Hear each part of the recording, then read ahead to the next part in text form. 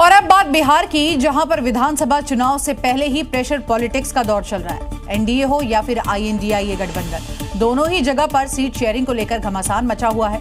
छोटे घटक दलों ने ज्यादा से ज्यादा सीटों की मांग कर दी है, तो वहीं बड़े दलों पर जबरदस्त दबाव बना रखा है।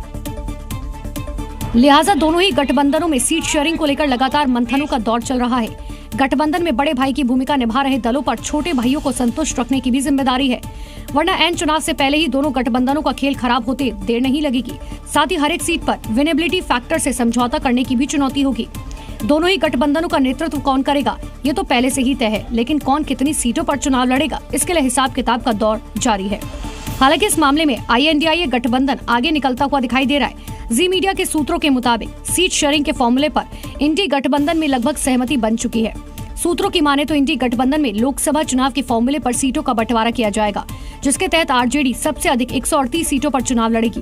वहीं कांग्रेस 54 सीटों पर अपनी उम्मीदवारी उतारेगी, तो VIP को 18 सीटें दी जा सकती है। NDA का साथ छोड़कर आए पशुपति पारस के LJP को 3 सीट मिल सकती है। गौरतलब है, लोकसभा चुनाव में RJD 23, कांग्रेस 9, लेफ्ट 5 और VIP को 3 सीटें मिली थी। हालांकि ये विश्वस्त सूत्रों की तरफ से दिया गया दावा भर है। आधिकारिक घोषणा के लिए अभी कुछ दिनों का इंतजार करना पड़ सकता है।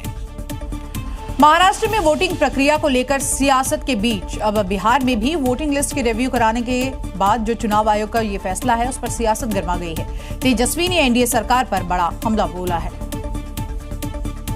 तेजस्वी यादव ने आरोप लगाया कि इसके पीछे एक बड़ी साजिश है, जिसका मकसद गरीब, वंचित और शोषित वर्गों के मतदाताओं का नाम वोटर लिस्ट से काटना है। क्योंकि प्रदेश में NDA के खिलाफ माहौल बना हुआ है, इसलिए ऐसा हो रहा है। गौरतलब है कि बिहार में चुनाव आयोग मतदाता सूची का विशेष पुनरीक्षण कर रही है, ताकि मतदाता सूची की गड़बड़ियां दुरुस्त हो सके।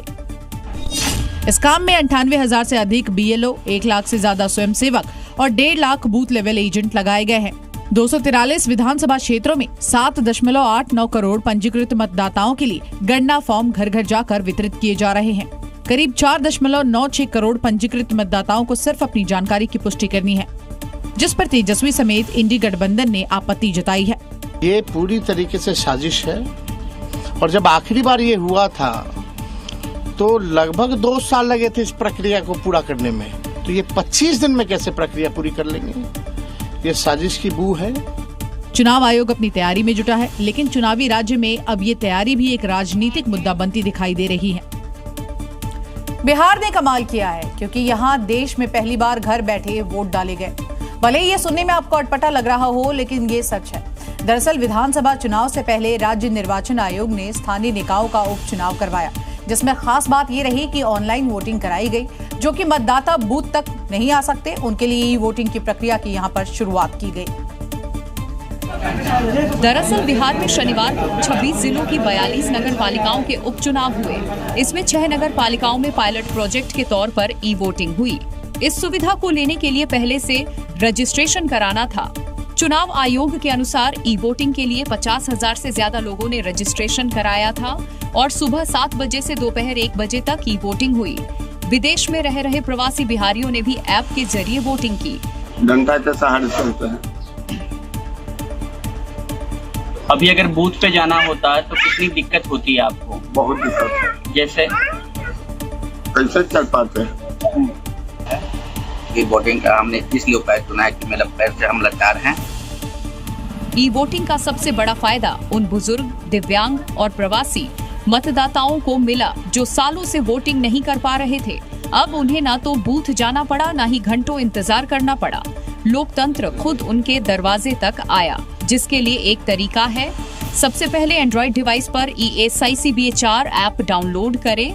दूसरा, ऐप को वोटिंग लिस्ट में रजिस्टर्ड अपने मोबाइल नंबर से लिंक करें। तीसरा, एक बार वेरीफाई होने के बाद आप राज्य चुनाव आयोग की आधिकारिक वेबसाइट पर चले जाएंगे। चौथा, मतदान के दिन ESICBA4 ऐप के जरिए स्वयं से वोटिंग कर सकते हैं। वहीं कुछ ऐसे भी रहे जो अपने बूथ पर पहुंचे और उन्होंने बड़े ही इत्मीनान से लाइन में लगकर अपने मताधिकार का इस्तेमाल किया। और देखिए, ऐसा नहीं है कि केवल भारत ही एक ऐसा देश है जहां पर ई वोटिंग की गई।